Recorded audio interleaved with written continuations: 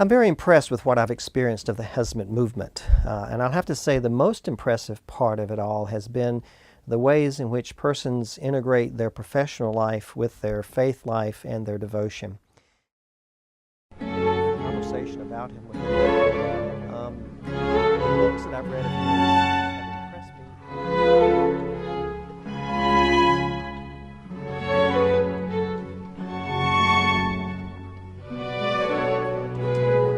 Universities, but state universities. So an indication to me that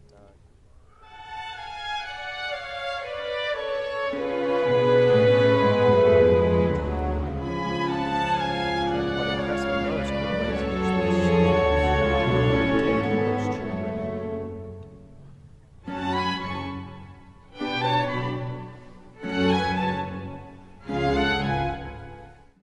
Yeah, my name is Chris Heavner, and I'm a pastor in the Christian tradition, and specifically in the Evangelical Lutheran Church in America.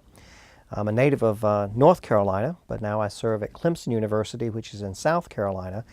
I've been serving here as the campus pastor for 21 years, working with the college students, working with the faculty and staff in the university itself. Well, it was only after a few years of relationships that I first learned about Hizmet itself. What I first experienced were a couple of graduate students from Turkey who came to one of our Sunday morning church gatherings. They were very attentive, asked when they came in the door if it'd be okay for them to be with us, and we were delighted.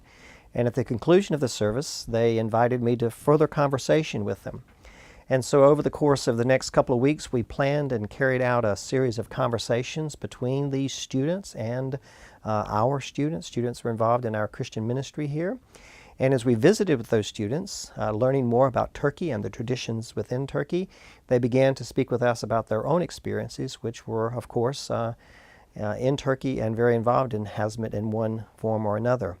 Many of them, not all of them, had participated in one of the Hizmet schools in Turkey, and it was because of the educational opportunities they received there that they then qualified for university studies and came to Clemson itself. It was only after I had gotten to know them and spent time with them that I realized how extensive those relationships were between Clemson and Turkey. After a few weeks of doing that, one of the retired faculty from here told me that some 15, 20 years ago, he himself had traveled to Turkey to visit some of the universities in Turkey that had relationships with students here who also had come through the Hizmet movement. I'm very impressed with what I've experienced of the Hizmet movement, and I'll have to say the most impressive part of it all has been the ways in which persons integrate their professional life with their faith life and their devotion. In particular have been the persons I've had an opportunity to meet who are in the business world or who are working professionally, who then understand and give a substantial part of their time, their energy, and their financial resources to continuing the work that Hizmet stands for. So my impression has been very strong. It took me a few years of spending time with the folks to understand that it really is a movement.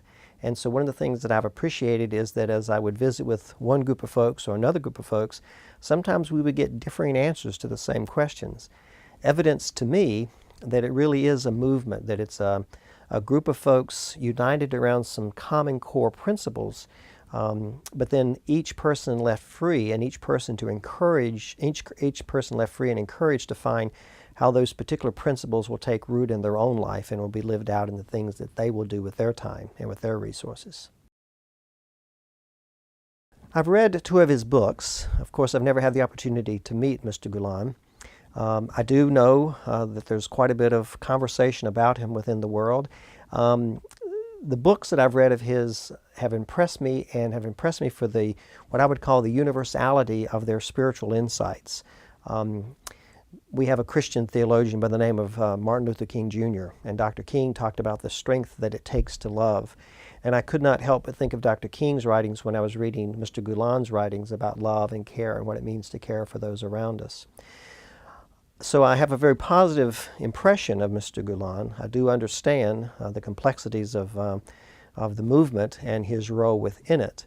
But I've had limited exposure to him directly. I've had more exposure to the impact that he's had on others. And so my impressions favorable as they are, come from the way in which his writings and his life and the things that he has said have positively impacted those who then have had positive influences in my life. In my experience, and in my opinion, the greatest contribution has been that to education. When I did have the chance to travel to Turkey, I visited several of the Gulen schools. And what impressed me were the ways in which these schools were expanding the educational opportunities for children. In America, we refer to children in these categories as being at-risk children, children whose schools that they would normally have the opportunity to attend might not be as strong as the schools down the street. And what impressed me most were the ways in which these schools would take those children and then make it possible for them to qualify to attend university. In particular, when we were in Izmir, we visited a school that was an after-school enhancement program. So it was enabling those children who were struggling in school to have additional instruction at the end of the day so that they could qualify. And one of the sights that impressed me also about the schools was seeing the poster board that celebrated what the school had been able to do. And to realize that the students, they were the most of the students who qualified for university entrance were not then going on to attend one of the Gulen universities, but attending one of the state universities. So an indication to me that Gulen and the Gulen movement and those schools were really interested in enhancing the overall educational work of the students and not simply providing additional students that would go on to the Gulen universities. I also have to acknowledge that I've been very impressed with the work that Hizmet has done with the role of women in the world. The role of women is often overlooked, and quite often women are not treated as they ought to be. My exposure to that within Hizmet has been mostly academic through writings. I've not had firsthand exposure to that part of Hizmet's work.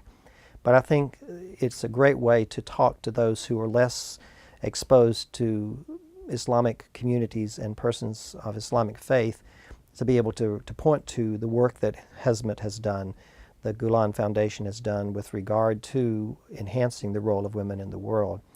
We form all kinds of erroneous assumptions about each other, and so it's really nice to have hardcore specific examples to point to negate some of those negative stereotypes. And so the work that Hizmet has done in caring for women is an example of that.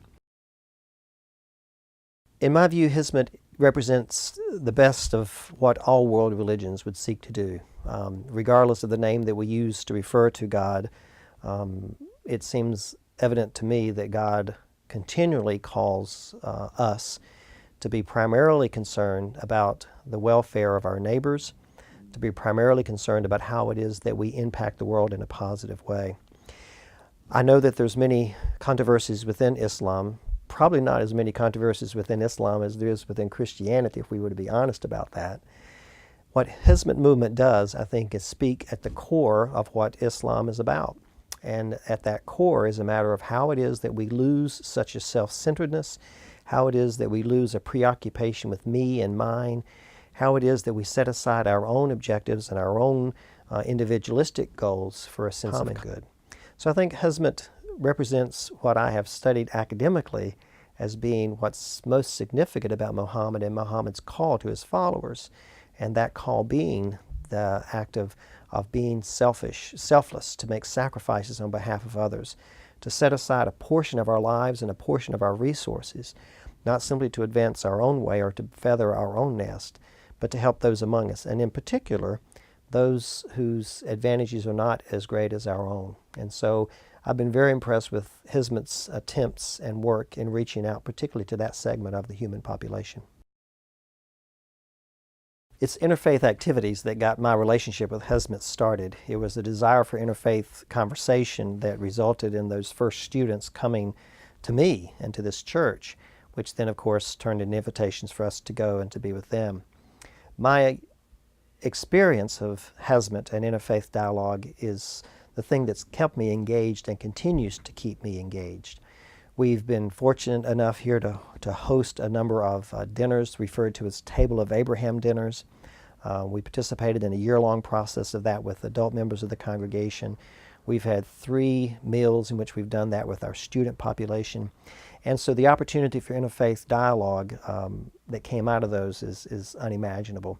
One experience that I like to tell more than any other was we were doing a project together one day, and the Christian students started asking the Islamic students things about Islamic tradition and actually about the holiday that we were celebrating, which led to conversation and discussion about the Islamic calendar as contrasted with the Gregorian calendar.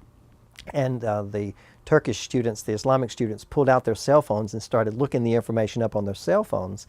And it was so reminiscent of the times in which our Christian students would have to pull out their cell phones in order to look up some piece of information about Scripture or about Christian scriptures or Christian history.